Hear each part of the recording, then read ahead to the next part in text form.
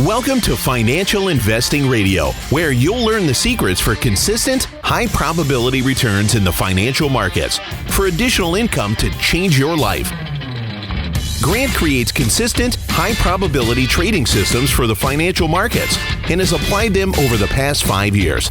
He's only recently started sharing these tried and true market secrets. As a gift to listeners, Grant is offering his high-probability indicators for free.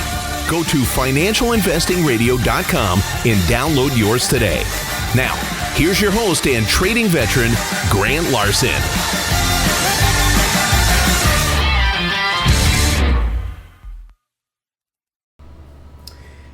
Hi everybody, this is Grant. Welcome back. So, sing it, Elton. I don't have much money. Let's go to Walmart. So, I once saw Elton John in concert, and he sang that song, right? I don't have much money. Well, I can't sing, but boy, if I did, right? Remember that song? Anyway, as I was thinking about that, it led me to, think about how much money does it take to trade. So I've been looking at Walmart, and Walmart is a great thing to trade. So, and I was looking for market engine signals there. And, Walmart's always got low-cost stuff, so let's look at some trading opportunities. In this podcast, I'm going to look at WMT, the Walmart trading chart, with the market engine and its companion market effectiveness chart. And we're going to look at some signals and then determine the cost of an option trade on Walmart. So first, let's look for some signals. Let's see, before I get too far, go to financialinvestingsecrets.com, find podcast FIR number 14 with the title. You're going to find two charts there for this podcast. This time on the charts, what I did, rather than circle the points to look at with a yellow marker, I marked them with numbers 1, 2, 3, 4, and the numbers align across both charts. So there's two charts. So if you see number 1 on one chart, then it aligns with the number 1 on the other chart, okay? And we're going to walk through that here. So for example, signal 1 or number 1 on the market effectiveness chart, if you got that now, that signal is February 7th. That's what I call a gear shift. Now I also put a vertical line on there to help direct your eyes to it. So right there, that's a gear shift. And the gear shift occurs on the market effectiveness chart. And that's the indication to start looking for the signal on the WMT market engine trading chart. So that's the second chart.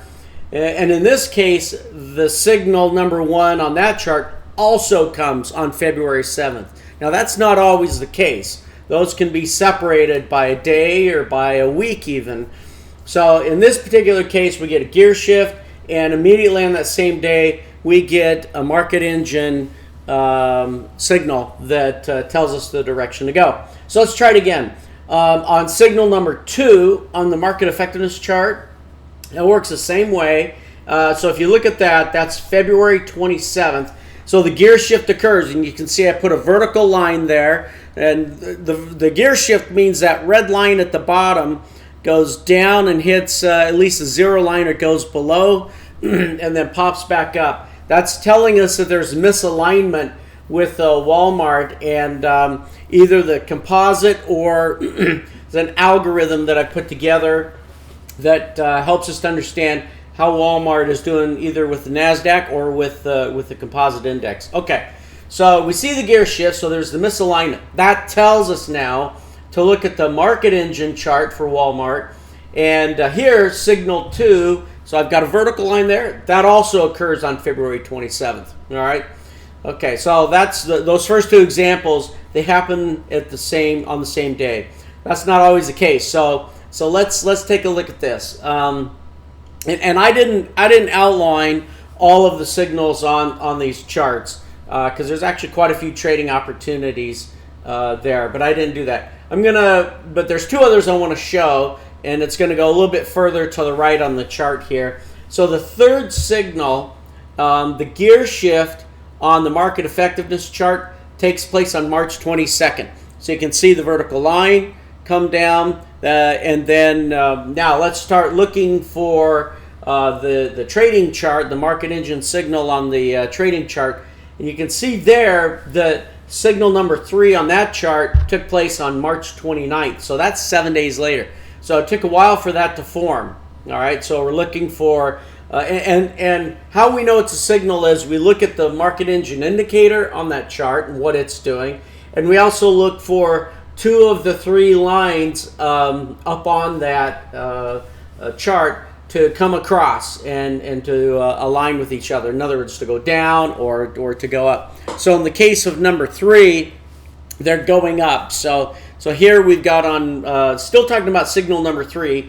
On signal number 3, gear shift, that's March 22nd. On the market engine signal, that takes place on March 29th. And the reason I know that is because I've got the market engine indicator has come down. It's hit a key volatility line. It's turned up. And as I look, I have 2 lines popping out together, coming out above the candle bar there. That's a bullish signal. So in that particular case, we would, sell some calls. Sell some puts, not calls. Sorry about that. All right, let's look at number 4. So signal number 4, and this is what I'm gonna decompose here into price. So signal number 4 on the gear shift on the market effectiveness chart, that's June 13th. So I skipped a bunch of other opportunities.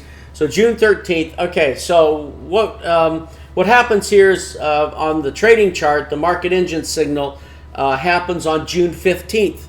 So if you look there, and you'll notice that on that chart, you have to look above. So there's actually 2 gear shifters for stocks.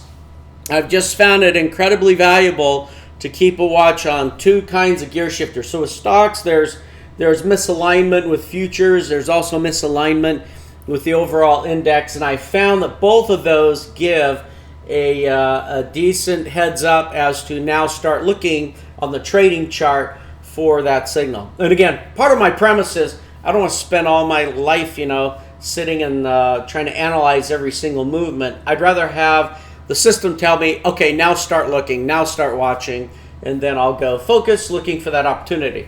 All right, so let's use signal 4 to price some options. Okay, so we've got, if you look there, it's on number 4 on the far right on the trading chart. You can see, of course, that the signal comes and the 2 lines drop dramatically below, as well as the market engine indicator is dropping below. It's a good, strong signal there. All right, so in this case, we are going to sell some calls. Now, so this is bearish, but for my purposes here, I'm actually going to make 2 assumptions.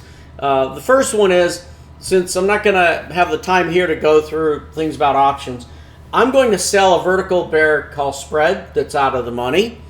And that's assumption number 1. And assumption number 2, I'm going to price the option spread just using today's price chain rather than the one from June 15th.